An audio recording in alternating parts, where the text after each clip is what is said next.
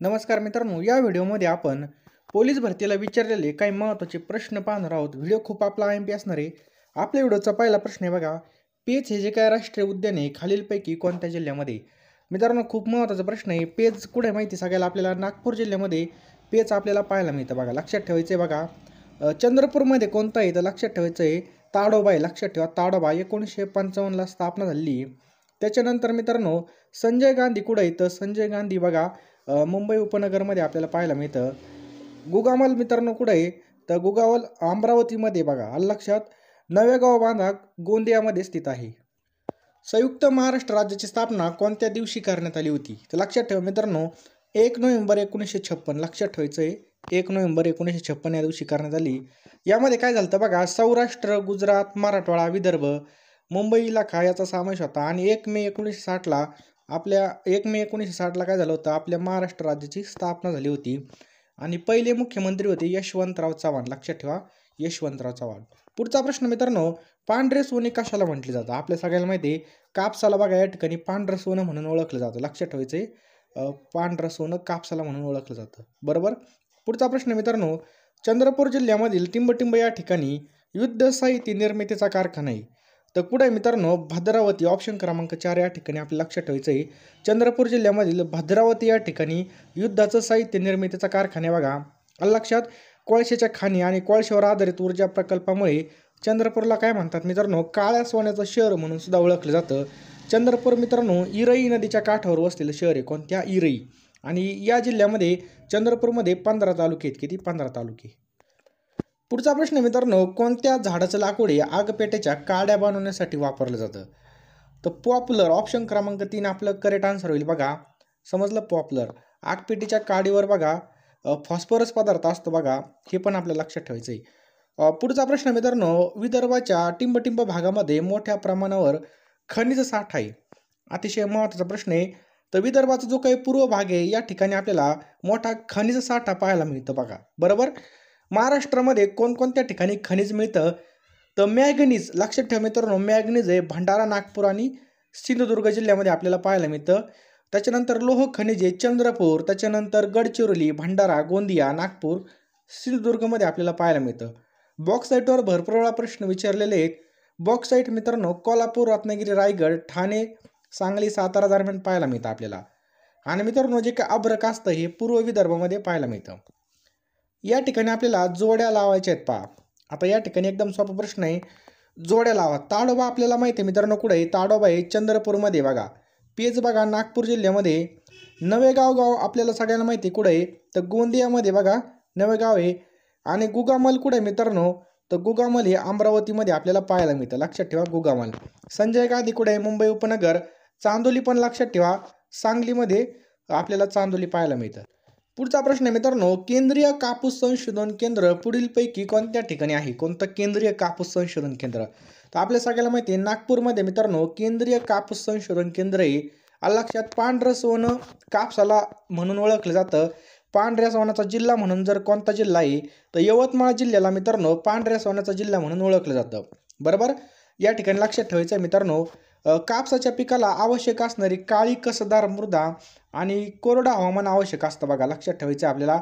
Calcium आणि पोटॅशने समृद्ध असलेली लॅटराईट माती बघा कापूस पिकवण्यासाठी योग्य आहे. आणि मित्रांनो दख्खनच्या पठाराच्या ज्वालामुखीय भागामध्ये आपल्याला काळी माती पाहायला मिळते दख्खनच्या पठारावर. पुढचा प्रश्न मित्रांनो, खालीलपैकी कोणता हरितगृह वायू नाही विचारले आपल्याला? हरितगृह वायू कोणता नाही विचारले? एकदम सोपा प्रश्न आहे. चला पटकन आन्सर देण्याचा प्रयत्न करायचा सगळ्यांनी. ज्या पण प्रश्नाचं उत्तर येत असेल मित्रांनो खाली कमेंट बॉक्समध्ये टाईप करा. आणि अशाच प्रकारचे महत्त्वाचे प्रश्न पाहण्यासाठी आपल्या यूट्यूब चॅनलला सबस्क्राईब करून बेल आयकॉन नक्की ऑन करा आणि या व्हिडिओला नक्कीच एक लाईक करा. तर कोणता मित्रांनो? हायड्रोजन. लक्षात ठेवायचं मित्रांनो हायड्रोजन. तर हरितगृह वायू म्हणजे काय तर पृथ्वीच्या पृष्ठभागाजवळ उष्णता या ठिकाणी बघा अडवण्यात येते.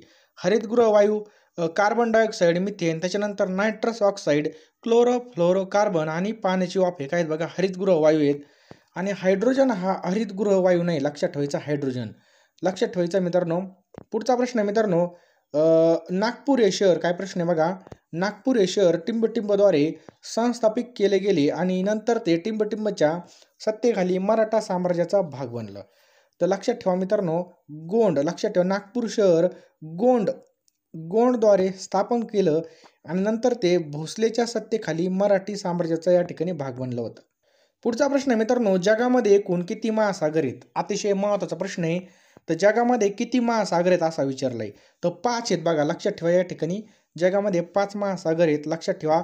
आणि ह्या महासागरांनी जवळजवळ पृथ्वीवरील 71% भाग, किती 71% भागा व्यापलेला आहे बघा. प्रत्येक महासागर अनेक समुद्र, उपसमुद्र, आखात इत्यादीमध्ये विभागलेला आहे. 5 महासागर कोणते आहेत बघा. पहिला आहे पॅसिफिक महासागर, अटलांटिक महासागर, हिंदी महासागर, दक्षिण महासागर आणि आर्कटिक महासागर, असे एकूण 5 महासागर आहेत. समजलं. पुढचा प्रश्न आहे बघा, महाराष्ट्रामधील किती जिल्ह्यांना समुद्र किनारा लाभलेला आहे? तर सर्वांना माहीत पाहिजे मित्रांनो, आपल्या महाराष्ट्रामधील 7 जिल्ह्यांना, लक्षात ठेवा. सगळ्यात जास्त रत्नागिरी जिल्ह्याला 237 किलोमीटर, किती 237 किलोमीटर लांबीचा समुद्र किनारा लाभलेला आहे. तर टोटल किती जिल्हे आहेत बघा, आपले 7 जिल्हे आहेत.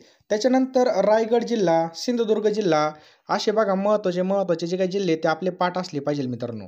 समजलं. त्यानंतर मित्रांनो, मुंबई उपनगरला 114 किलोमीटर लांबीचा समुद्र किनारा आहे. मुंबई शहराला सुद्धा आहे. पालघरला मित्रांनो 102 किलोमीटर लांबीचा समुद्र किनारा आहे. ठाणे जिल्ह्याला बघा 25 किलोमीटर लांबीचा समुद्र किनारा आहे बघा. सर्वात कमी ठाणे जिल्ह्याला आहे. आणि महाराष्ट्राला टोटल बघा 720, किती 720 किलोमीटर इतका समुद्र किनारा लाभलेला, किती 720. पुढचा प्रश्न मित्रांनो, नाटू नाटू या गाण्याचे संगीतकार कोण आहेत? काय प्रश्न आहे बघा. नाटू नाटू, तर नाटू नाटूचे संगीतकार आहेत बघा एम किरावानी. लक्षात ठेवा, हे कोण आहेत बघा. नाटू नाटू या गाण्याचे संगीतकार आहेत. आलं लक्षात. मित्रांनो, जो काही RRR हा जो काही चित्रपट आहे बघा, हा भारतीय चित्रपटामधील त्याला बघा गोल्डन ग्लोब 2022चा पुरस्काराने सन्मानित करण्यात आलेले आहे बघा. आणि भारताला पहिल्यांदाच गोल्डन ग्लोब पुरस्कार मिळालेला आहे. आणि मित्रांनो, तो RRR चित्रपटामधलं हे नाटू नाटू गाणं आहे. पुढचा प्रश्न मित्रांनो, 2023 हे जे काय वर्ष आहे, कोणतं वर्ष म्हणून साजरं केलं? तर 2023 हे जे काय वर्ष आहे मित्रांनो, हे जागतिक तृणधान्य वर्ष, लक्षात ठेवायचं आपल्याला, म्हणून साजरं करण्यात आले बघा. या उपक्रमाच्या माध्यमामधून देशाच्या अंतर्गत तसेच जागतिक पातळीवर भरड धान्याचा वापर वाढवणे हे आपल्या या ठिकाणी उद्दिष्ट आहे बघा. संयुक्त राष्ट्र महासभेने मार्च 2021 मध्ये आपल्या 75व्या अधिवेशनामध्ये 2023 हे बाजरी आंतरराष्ट्रीय वर्ष म्हणून या ठिकाणी घोषित केलेलं आहे. पुढचा प्रश्न आहे बघा, खालीलपैकी 2023चा कोणाला पद्मविभूषण पुरस्कार मिळालेला नाही विचारलंय. तर काय प्रश्न विचारला या ठिकाणी, मिळालेला नाही विचारलंय. तर दीपक धर याचं करेक्ट आन्सर आहे बघा, यांना मिळालेलं नाही बघा. 2023 मध्ये बघा एकूण 106 पद्म पुरस्कार देण्यात आले. त्यापैकी पद्मविभूषण बघा 6 जणांना देण्यात आले, पद्मभूषण 9 जणांना आणि पद्मश्री बघा 91 जणांना देण्यात आलेले आहेत बघा. लक्षात आलं. पुढचा प्रश्न जर पाहिला, युनेस्कोचं आंतरराष्ट्रीय संस्थेचं मुख्यालय कोणत्या ठिकाणी आहे? युनेस्को या आंतरराष्ट्रीय संस्थेचं मुख्यालय आपल्याला या ठिकाणी विचारलेलं आहे. तर मित्रांनो, युनेस्कोचं मुख्यालय पॅरिस या ठिकाणी आपल्याला पाहायला मिळतं. लक्षात ठेवायचं बघा. आंतरराष्ट्रीय संघटना, त्यांचं स्थापना आणि मुख्यालय यावर बघा कॉमनली प्रश्न विचारले जातात. त्यामुळे एकदा रिव्हिजन मारूयात आपण. आंतरराष्ट्रीय नाणेनिधी हे पण लक्षात ठेवा, त्याला आपण IMF म्हणतो, इंटरनॅशनल मॉनिटरी फंड. स्थापना 1945ला झालेली बघा. मुख्यालय वॉशिंग्टन DC मध्ये, अमेरिकेमध्ये बघा. त्याच्यानंतर संयुक्त राष्ट्र संघटना, त्याला UN म्हणतो. UNची स्थापना सुद्धा बघा 1945ला झालेली. मुख्यालय बघा मित्रांनो न्यूयॉर्क या ठिकाणी स्थित आहे बघा. हे पण आपल्याला लक्षात ठेवायचं आहे. त्यानंतर मित्रांनो एक पॉईंट लक्षात ठेवा, जागतिक बँक, त्याला आपण वर्ल्ड बँक म्हणतो. तर वर्ल्ड बँकेची स्थापना सुद्धा 1945ला झालेली आहे. वॉशिंग्टनमध्ये तिचं मुख्यालय बघा, अमेरिकेमध्येच. त्यानंतर बघा वर्ल्ड ट्रेड ऑर्गनायझेशन, त्याला आपण म्हणतो जागतिक व्यापार संघटना. स्थापना 1995. कधी झालेली मित्रांनो स्थापना? 1995ला स्थापना झालेली आहे. लक्षात ठेवायचं आहे बघा. त्याच्यानंतर तिचं मुख्यालय जिनेव्हा, स्वित्झर्लंडमध्ये बघा. युनेस्कोची स्थापना 1945ला झालेली आपण पाहिलं आत्ताच. आणि पॅरिस फ्रान्समध्ये तिचं मुख्यालय पहा. इंटरपोलची सुद्धा स्थापना 1945ला झालेली आहे. जागतिक कामगार संघटना, हे जे काही महत्त्वाचे आहेत मित्रांनो, हे सगळ्या संघटना पाठ असल्या पाहिजे. पुढचा प्रश्न आहे, भारतामधील पाण्याखालून धावणारी मेट्रो ट्रेन ही कोणत्या ठिकाणी चालू झाली? बघा पाण्याखालून विचारलं आपल्याला. तर कोलकाता ऑप्शन क्रमांक 3 या ठिकाणी आपलं करेक्ट आन्सर आहे बघा, कोलकाता या ठिकाणी. भारतामधील पहिली पाण्याखालून धावणारी मेट्रो ट्रेन बघा कोलकाता हुगळी या नदी खालून सुरू झालेली पहा. आलं लक्षात. कोलकाता मेट्रो भारतामधील पहिली मेट्रो आहे. हिची सुरुवात बघा 1984ला झाली होती. कधी? 1984ला झाली होती. हे पण पॉईंट लक्षात ठेवायचं आहे. महाराष्ट्रामधील पहिली मेट्रो बघा मुंबई या ठिकाणी 2014ला चालू झाली होती, 2014ला, हे पण लक्षात ठेवा. आणि भारतामधील पहिली रेल्वे बोरीबंदर ते ठाणे 16 एप्रिल 1853ला धावली होती. पुढचा प्रश्न आहे मित्रांनो, भारतामधील सर्वात मोठी ऊर्जा निर्मिती करणारी कंपनी कोणती आहे? तर NTPC. आलं लक्षात मित्रांनो, NTPC ही जी काय कंपनी मित्रांनो, ही सर्वात मोठी ऊर्जा निर्मिती करणारी कंपनी बघा. NTPCचा लॉंग फॉर्म काय होतो? नॅशनल थर्मल पॉवर कॉर्पोरेशन, बरोबर. ही एक भारतीय सार्वजनिक क्षेत्रामधील उपक्रम आहे जो वीज निर्मिती करतो बघा. NTPCचं मुख्य कार्यालय बघा दिल्लीमध्ये. NTPCचं मुख्य कार्य काय बघा? राज्य विद्युत मंडळासाठी वीज निर्मिती आणि वितरण करणे. सगळे पॉईंट आपण या ठिकाणी कव्हर केले. नेक्स्ट बघा, इस्रोला नासाकडून 2023 मध्ये कोणता उपग्रह प्राप्त झालेला आहे? काय प्रश्न आहे? इस्रोला नासाकडून 2023 मध्ये कोणता उपग्रह प्राप्त झाला आहे? तर ऑप्शन क्रमांक 2 आपलं करेक्ट आन्सर येईल बघा, NISAR, बरोबर. इस्रोला प्राप्त झालेला बघा. याचा लॉंग फॉर्म काय होतं बघा? NASA ISRO synthetic aperture radar. तर मित्रांनो, इस्रो विषयी प्रश्न पण विचारले जातात. लक्षात ठेवा, इस्रोचे अध्यक्ष कोण आहे सध्याचे? एस सोमनाथ. आलं लक्षात, एस सोमनाथ हे इस्रोचे अध्यक्ष आहेत. आलं लक्षात. इस्रोची जी काही स्थापना आहे 15 ऑगस्ट 1969ला झालेली बघा, बरोबर. इस्रोची बघा चंद्रयान-3 आपलं जे काय त्याची मोहीम यशस्वीरित्या चंद्राच्या पृष्ठभागावर उतरलेली सुद्धा आहे बघा. आणि भारताने चंद्रयानवर प्रश्न आपल्याला पाहायला मिळणार आहे. तर तारीख लक्षात ठेवा, 23 ऑगस्ट बघा, 23 ऑगस्ट 2023ला चंद्रयान-3 मोहीम यशस्वीरित्या या ठिकाणी बघा चंद्रावर उतरली होती. हे पण लक्षात ठेवायचं आहे. पुढचा प्रश्न आहे बघा, खालीलपैकी भारतीय नोबेल प्राइज विजेते कोण नाहीत विचारलंय. कोण नाहीत विचारलंय तर या ठिकाणी बघा आर स्वामीनाथन हे या ठिकाणी आपलं करेक्ट आन्सर आहे बघा. आलं लक्षात. पुढचा प्रश्न बघा मित्रांनो, रेमन मॅग्सेसे पुरस्कार मिळवणारे पहिले भारतीय कोण होते? तर लक्षात ठेवा, विनोबा भावे. ऑप्शन क्रमांक 2 आपलं करेक्ट आन्सर होईल. रेमन मॅग्सेसे पुरस्कार मिळवणारे पहिले भारतीय विनोबा भावे होते. यांना भूदान चळवळीचे जनक म्हणून सुद्धा ओळखलं जातं बघा, लक्षात ठेवायचं बघा. आणि 2023 मध्ये रवी कन्नन यांना 2023चा हा पुरस्कार देण्यात आलेला आहे, रेमन मॅग्सेसे. मित्रांनो, रेमन मॅग्सेसे पुरस्कार लोकसेवा, सार्वजनिक सेवा, पत्रकारिता, साहित्य, कला इत्यादी क्षेत्रामध्ये हा पुरस्कार देण्यात येतो. आणि 31 ऑगस्टला हा पुरस्कार देण्यात येतो, हे पण लक्षात ठेवायचं बघा. आणि या पुरस्काराला आशियामधील नोबेल पुरस्कार म्हणून सुद्धा ओळखला जातो. पुढचा प्रश्न आहे बघा, खालीलपैकी महाराष्ट्रातील भारतरत्न कोण नाहीत? खालीलपैकी कोण नाहीत? तर भारतरत्न नाही तर वि. स. खांडेकर. लक्षात ठेवा, वि. स. खांडेकर. वि. स. खांडेकर हे महाराष्ट्रामधील भारतरत्न व्यक्ती नाहीत बघा. वि. स. खांडेकर यांना ज्ञानपीठ पुरस्कार मिळवणारे पहिले महाराष्ट्रीयन व्यक्ती म्हणून त्यांना ओळखलं जातं. आणि मित्रांनो, आत्तापर्यंत 9 महाराष्ट्रीयन व्यक्तींना भारतरत्न पुरस्काराने सन्मानित करण्यात आले बघा, बरोबर. सर्वात पहिल्यांदा बघा महर्षी धोंडो केशव कर्वे यांना 1958 मध्ये हा पुरस्कार देण्यात आला होता. त्यानंतर विनोबा भावे यांना देण्यात आला होता. त्याच्यानंतर मित्रांनो पावा काने यांना देण्यात आला होता. डॉक्टर बाबासाहेब आंबेडकर यांना 1990 मध्ये भारतरत्न पुरस्कार मिळाला होता, लक्षात ठेवायचं आहे. JRD टाटा यांना कधी देण्यात आला होता? 1992 मध्ये, बरोबर. नेक्स्ट क्वेश्चन आहे पहा. पुढचा प्रश्न आहे मित्रांनो, मार्गरेट कोर्ट ह्या कुठल्या खेळाशी संबंधित आहेत? Margaret court. तर मित्रांनो, या टेनिस या खेळाशी संदर्भामध्ये हे पण लक्षात ठेवायचे बघा. जे काही महत्त्वाचे खेळ असतील आणि त्यांचे खेळाडू कोणत्या संदर्भामध्ये हे पाठ करून ठेवायचं आहे आपल्याला. कपिल देव क्रिकेट संदर्भामध्ये, मिल्खा सिंग कोण आहेत बघा धावक आहे, मिताली राज क्रिकेट खेळती बघा, हे पण आपल्याला लक्षात ठेवायचं आहे. पुढचा प्रश्न आपल्या स्क्रीनवर आहे पहा. हा सानिया मिर्झा बघा टेनिस खेळाशी संदर्भामध्ये, दीपा कर्मकर जिम स्टॉनिक आहे, आदित्य अशोक गोल्फ खेळाशी संदर्भामध्ये, अन्नू राणी भालाफेक, त्याच्यानंतर नीरज चोपडा सुद्धा भालाफेक, हरमप्रीत कौर बघा क्रिकेट या खेळाशी संदर्भामध्ये. पुढचा प्रश्न आहे मित्रांनो, फिफा वर्ल्ड कप 2022चा विजेता देश कोण आहे? फिफा वर्ल्ड कप 2022चा अर्जेंटिना हा देश आहे, लक्षात ठेवायचं आहे अर्जेंटिना. 2022चा जो काही कप आहे बघा अर्जेंटिनाने जिंकलेला आहे बघा. पुढचा प्रश्न आहे मित्रांनो, सूर्या अर्थाने पुढील कोणता शब्द वापरत नाही? सूर्या अर्थाने. तर सुधाकर हे आपलं करेक्ट आन्सर होईल मित्रांनो, लक्षात ठेवा. सूर्या शब्दाचा समानार्थी शब्द कोणकोणते आहेत? भास्कर, सविता, त्याच्यानंतर मित्र, आदित्य, भानू आणि भास्कर हे काय आहेत बघा सूर्याला समानार्थी शब्द आहेत. सुधाकर मित्रांनो हा चंद्र, शशी. सुधाकर शब्दाचे समानार्थी शब्द चंद्र, शशी, राकेश, हिमांशू, सुधांशू, सारंग, निशाकर, निशापती हे काय आहेत बघा सुधाकर या शब्दाचे समानार्थी शब्द आहेत बघा, बरोबर. पुढचा प्रश्न आहे मित्रांनो, रात्र या शब्दाच्या समानार्थी पर्यायाचा पुढीलपैकी गोट कोणता आहे? रात्राला या ठिकाणी बघा समानार्थी शब्द ओळखायचा रात्र. तर करेक्ट आन्सर आहे मित्रांनो या ठिकाणी ऑप्शन्स क्रमांक 3 रजनी, निशा, यामिनी हे आपलं बरोबर उत्तर आहे बघा. रात्रला रजनी, निशा आणि यामिनी. पुढचा प्रश्न मित्रांनो, मगर मिठी या शब्दात समानार्थी शब्द ओळखायचा आपल्याला. सांगा पटकन. ज्याचं पण उत्तर येत असेल मित्रांनो त्याचं करेक्ट आन्सर खाली कमेंट बॉक्समध्ये टाईप करायचं आहे. याचं करेक्ट आन्सर आहे बघा घट्ट पकड. याला आपण म्हणतो मगर मिठी म्हणजे काय? घट्ट पकड. लक्षात ठेवायचं आहे बघा. पुढचा प्रश्न आहे बघा, रामबाण या शब्दाचा समानार्थी शब्द आपल्याला ओळखायचा. रामबाण या शब्दाचा समानार्थी शब्द ओळखायचा आहे. अग्निबाण, युद्धशास्त्र, जालिम उपाय का प्रतिज्ञा?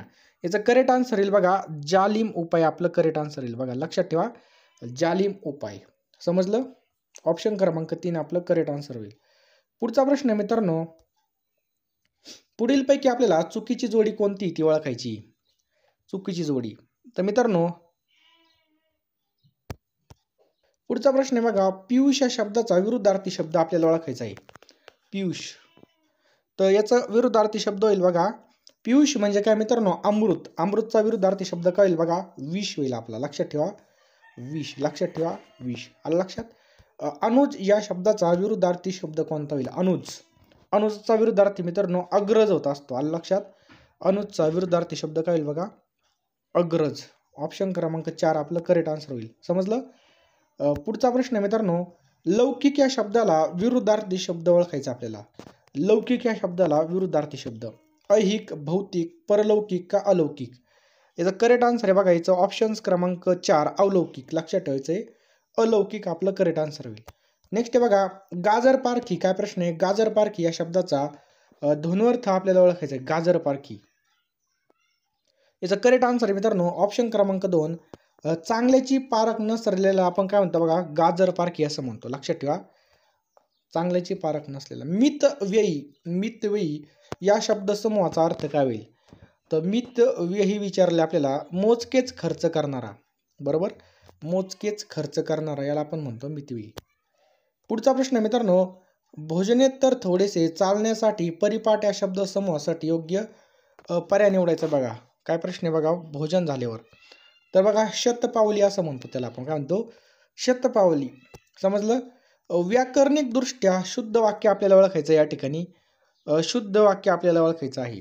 त्याचं शुद्ध वाक्य बघा, लताबाईच्या गायनाने सर्वांनाच मंत्रमुग्ध केले. हे काय बघा या ठिकाणी शुद्ध वाक्य आहे. समजलं? पुढचा प्रश्न मित्रांनो, शुद्ध लेखनाच्या दृष्टीने पुढीलपैकी शुद्ध शब्द आपल्याला ओळखायचा आहे. तर याचं करेक्ट आन्सर आहे बघा हा जो काही शब्द आहे पुनर्विवाह. लक्षात ठेवा पहिली वेलांटी विला पण या ठिकाणी रफार वगैरे व्यवस्थित बघायचं आहे. हे आपलं करेक्ट आन्सर आहे बघा. खालीलपैकी शुद्ध शब्द ओळखायचा बघा. तर शुद्ध शब्द कोणता होईल या ठिकाणी मित्रांनो? याचा करेक्ट आन्सर आहे बघा ऑप्शन क्रमांक 3. बघा हा जो काही शब्द आहे हा एकदम शुद्ध आहे बघा. बलिष्ठ. ब लीला पहिली वेलांटी अनिष्ट. पुढीलपैकी योग्य असलेला शब्द, पुढील व्याकरणिक दृष्ट्या योग्य असलेला शब्द ओळखायचा आहे.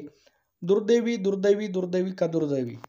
याचा करेक्ट आन्सर आहे मित्रांनो ऑप्शन क्रमांक 1 दुर्दैवी. हा जो काही शब्द आहे हा एकदम योग्य आहे. नेक्स्ट आहे बघा मित्रांनो, ससेमिरा. ससेमिरा लावणे याचा अर्थ काय? तर ससेमिरा लावणे याचा अर्थ होतो बघा एखाद्याला बघा या ठिकाणी एकसारखा तगादा लावणे. बरोबर? एकसारखा तगादा लावणे. पुढचा प्रश्न आहे, साखरेचे खाणार त्याला देव देणार या म्हणीचा अर्थ काय?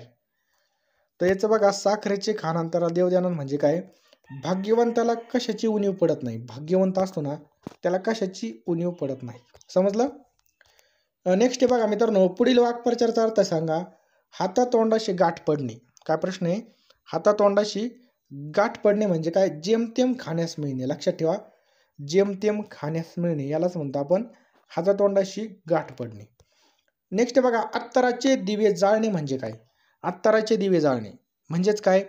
तर मित्रांनो पैशाची उधळण करणे याचं करेक्ट आन्सर होईल बघा. पैशाची उधळण करणे याचं करेक्ट आन्सर होईल. बरोबर? नेक्स्ट पहा, एखाद्याचा डाव त्याच्यावरच उलटवण्याचे कृत्य यासाठी बघा अचूक म्हण ओळखायची आपल्याला. म्हणजे गुरुची विद्या गुरुलाच फळली ह्याचं करेक्ट आन्सर आहे बघा. ऑप्शन क्रमांक 2 आपलं करेक्ट होईल. नेक्स्ट पहा मित्रांनो, अति तेथे माती या म्हणीचा योग्य अर्थ निवडायचा आहे. अति तेथे माती. समजलं? तर याचं करेक्ट आन्सर आहे बघा, कोणत्याही गोष्टीचा अतिरेक हा वाईटच होत असतो, यालाच आपण काय म्हणतो बघा, अति तेथे माती.